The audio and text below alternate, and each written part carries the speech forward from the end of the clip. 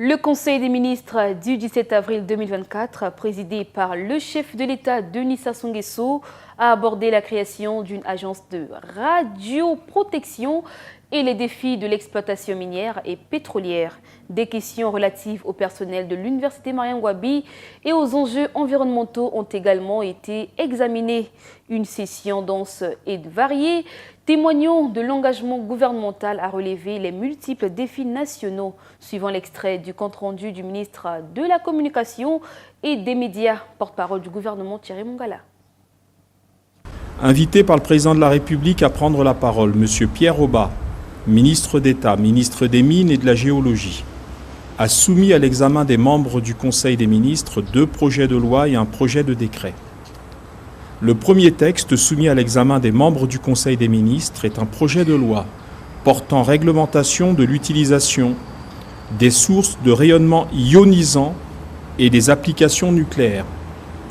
Ce projet de loi part du constat que sur notre territoire, différentes entités publiques ou privées émettent, produisent ou utilisent des substances qui émettent elles-mêmes des rayonnements ionisants.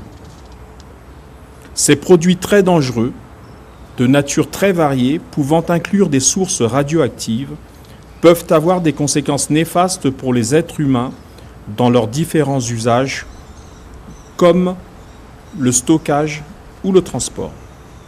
Face à ces dangers, la loi de 2014 relative aux sources radioactives comporte des insuffisances et s'avère inadaptée aux évolutions internationales. Le projet soumis au Conseil des ministres a été élaboré dans le cadre interministériel du projet dit « Inventaire national des SRI ».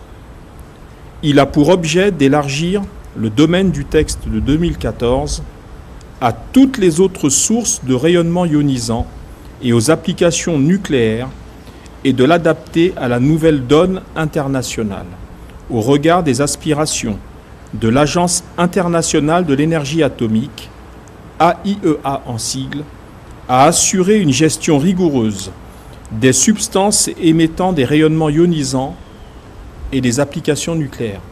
Poursuivant son propos, le ministre Jean-Richard Bruno-Hitois a soumis au Conseil un projet de loi portant approbation de l'avenant numéro 2 du contrat de partage de production du permis Caillot entre la République du Congo, la Société nationale des pétroles du Congo et la société Wingwa SAU.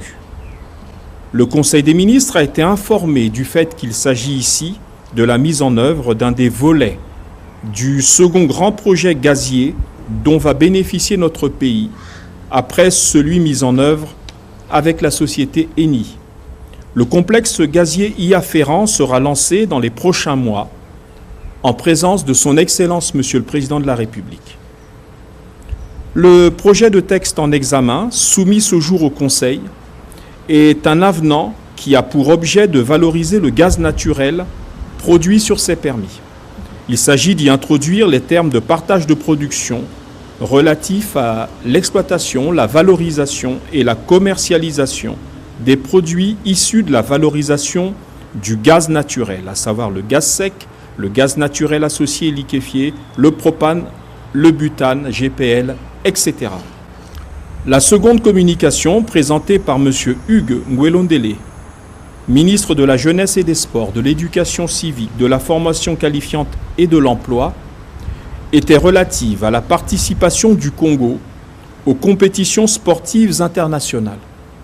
Il ressort de cette communication que les difficultés liées à la logistique nuisent à la mise en place d'une préparation complète et cohérente de nos athlètes, ce qui empêche hélas notre pays d'atteindre les niveaux de performance que nos populations sont en droit d'attendre de nos sportifs.